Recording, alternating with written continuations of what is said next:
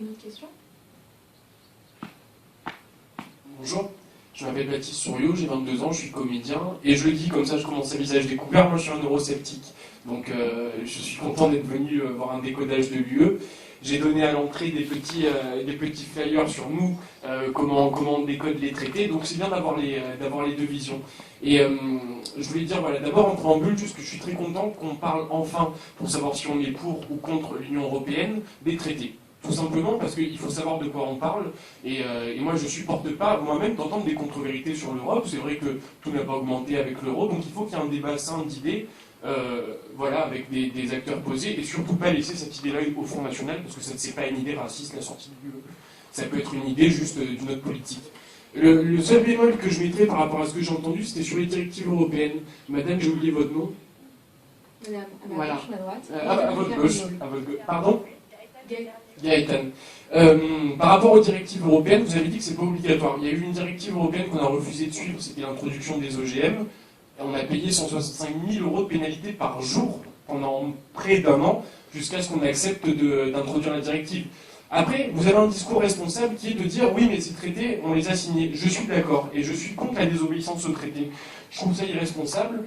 Mais par contre, comment dire, l'idée qu'on pourrait changer les traités, ça va être compliqué, parce que l'article 48 du traité de fonctionnement de l'Union européenne prévoit que pour modifier une virgule des traités, une virgule, il faut l'accord des 27 États membres. Des 27 États membres. C'est-à-dire, comment faire converger pour une Europe, par exemple, parce que ça fait 30 ans qu'on fait des campagnes, à part Macron, c'est le seul candidat qui vous dit il faut cette Europe-là. Tous les candidats vous disent une Europe plus sociale, plus juste. Bon, le FN va vous dire une Europe des nations, moi je peux vous dire une Europe des t-shirts blancs, mais le problème c'est que cette autre Europe n'est pas possible sans l'unanimité des 27 États membres. Avec des États aussi clivants que le Luxembourg, la Grèce, comment se mettre d'accord? Moi j'aimerais savoir ça. Et si vous avez une solution qui fait que l'Europe pourrait continuer à s'harmoniser, mais dans le bon sens, c'est-à-dire par exemple de réguler les libertés de flux et capitaux, je pense que ça pourrait être une bonne chose, mais comment imposer ça au Luxembourg? Ça me paraît difficile. Si vous avez une réponse, je suis preneur. Merci beaucoup. Déjà, merci d'être là et d'engager le débat. Je pense que c'est utile. Je pense qu'il faut distinguer quand même ce qui existe dans les traités et ce qui existe dans les politiques européennes. Parce que, oui, le traité, si vous voulez, c'est une sorte de constitution de l'Europe. On n'a pas voulu l'appeler comme ça parce que voilà, c'est symboliquement un peu compliqué, mais c'est quand même vraiment les fondements, je dirais, de l'accord européen. Donc, dans toutes les démocraties nationales, vous ne modifiez pas la Constitution à la majorité absolue. Il y a toujours au moins une majorité super qualifiée.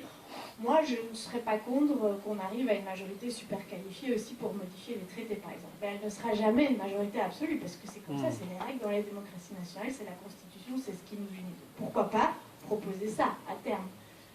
Après, les politiques européennes, elles sont dans un processus législatif, donc comme on a expliqué tout à l'heure, la Commission, elle propose, il y a deux chambres qui décident, dans la plupart des cas, ça se passe comme ça aujourd'hui. Normalement, dans la plupart des cas, et je reconnais qu'il existe encore des anomalies qui pour moi sont des anomalies, les deux chambres votent à la majorité. L'une, majorité absolue, le Parlement européen, majorité qualifiée en fonction du nombre de citoyens dans l'État. Aussi, c'est normal, tous les États ne peuvent pas peser le même poids. Au Conseil, il y a encore effectivement quelques cas où le Conseil vote à l'unanimité, et moi je ne trouve pas ça normal à titre personnel, parce que du coup les deux chambres ne sont pas sur un pied d'égalité, la représentation des citoyens et la représentation des États. C'est le cas par exemple sur la fiscalité. La Commission, elle ne serait pas contre qu'on passe à la majorité qualifiée sur ces sujets-là. Et donc ça veut dire que non, c'est pas verrouillé, il y a plein de choses qui ne sont pas verrouillées du tout. Ce qui est compliqué, c'est vrai, c'est qu'on est 28 et demain 27. Mais c'est comme ça. Enfin, je veux dire, si on veut peser dans le monde, il faut accepter de travailler avec d'autres. Et donc, ça veut dire il faut réfléchir à des stratégies à l'échelle européenne et pas décréter, lever le bras tout seul en disant moi, Français, je veux que ça change demain. Ça ne peut pas fonctionner. C'est aussi irrespectueux par rapport aux autres pays qui ont des opinions divergentes, des cultures divergentes, des systèmes politiques divergents. Et c'est une force de l'Union européenne de justement essayer de comprendre comment les autres fonctionnent et d'essayer de travailler avec eux. C'est ça qui fait que le modèle d'intégration européenne essaye d'être reproduit à d'autres échelles régionales, parce que on a en fait créé entre nous un système de règlement pacifique de nos différends. Parce qu'on dit toujours, oui, la paix, c'est bon, on revient un peu là-dessus avec le contexte géopolitique actuel. Mais on a pacifié nos relations, quoi. Donc ça veut dire qu'il y a moyen de trouver des solutions, mais en commun. Voilà. Et moi, je pense que c'est pas verrouillé et que vous pouvez agir. S'il y a des choses qui ne vous conviennent pas, il y a des moyens pour agir, il y a des moyens pour faire changer les choses.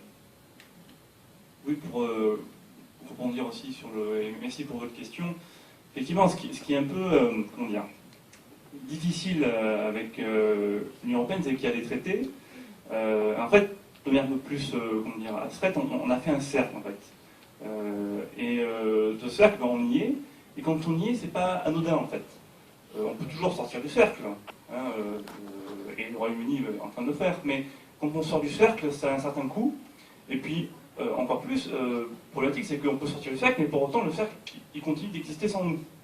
On ne peut pas le dissoudre, non. Donc, et donc, en fait, on ne fait pas ce qu'on veut, on est plus tout à fait libre.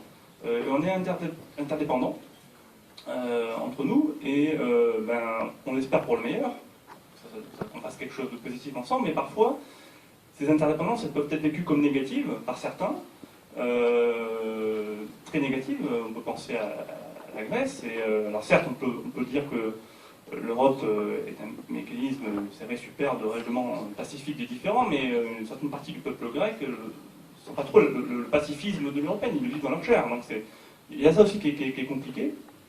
Et parce que justement, on n'est pas sur des majorités simples, et ça se comprend, on envisage difficilement une majorité simple pour légiférer en Europe, et encore moins pour modifier les traités, mais du coup, le fait qu'on est soit sur les majorités qualifiées, ou soit sur l'unanimité, ça rend difficile en fait le changement. Parce qu'il y aura certains qui diront, bah non, moi là j'ai un avantage compétitif, la fiscalité par exemple, ou ce qu'on veut, et donc voilà. Et donc dans le jeu, et ça c'est pas du tout la faute de la Commission européenne, hein.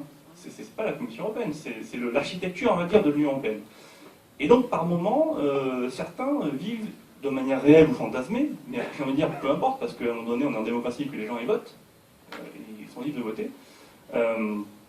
À un moment donné, ces interdépendances négatives, on va dire, de réel, de vécu, de court terme, finissent par être un peu insupportables, et on peut commencer à passer d'une question, on n'est plus sur une question de quelle politique européenne, mais on est pour ou contre l'Europe. Et vous venez à dire, finalement, je suis contre l'Europe. Enfin, un peu pas juste je réponds sur ça, pour une sortie de mon pays par l'article 50, simplement, voilà.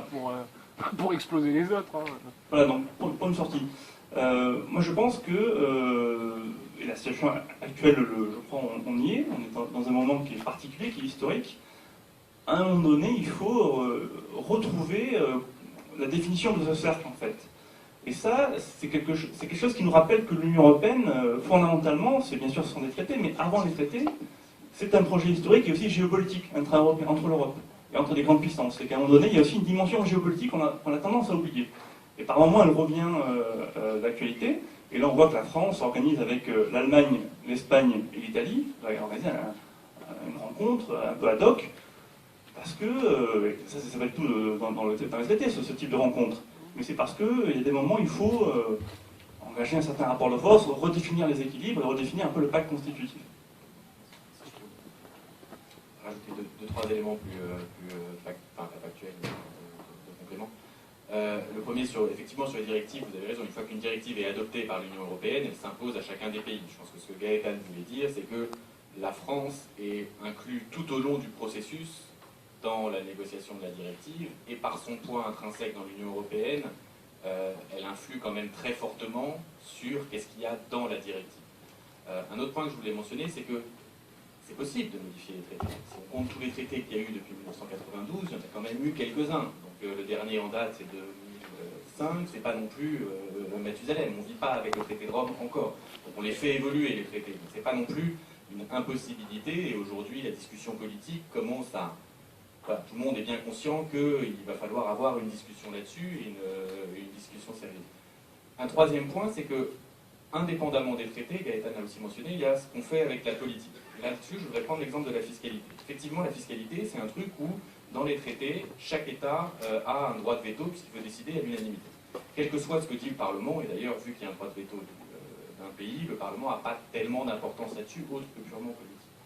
Depuis les différents scandales financiers sur la fiscalité, que ce soit le LuxLeaks, le Panama Leaks, ou des choses comme ça, le dynamisme et la législation européenne sur la lutte contre l'évasion fiscale a jamais été aussi rapide. Donc il y a une acceptation de par les pays que, ok, même si c'est même si le Luxembourg a un droit de veto sur les questions fiscales, politiquement, si c'est le seul à dire non, c'est pas évident en regardant chacun de ses partenaires européens de dire je vais bloquer la fin du secret bancaire parce que j'ai envie de le bloquer alors que tout le monde me demande de le débloquer. Donc le jeu politique et ce règlement différent des conflits et cette pression du club Union européenne, ça fonctionne aussi, même quand il y a des contraintes juridiques extrêmement fortes.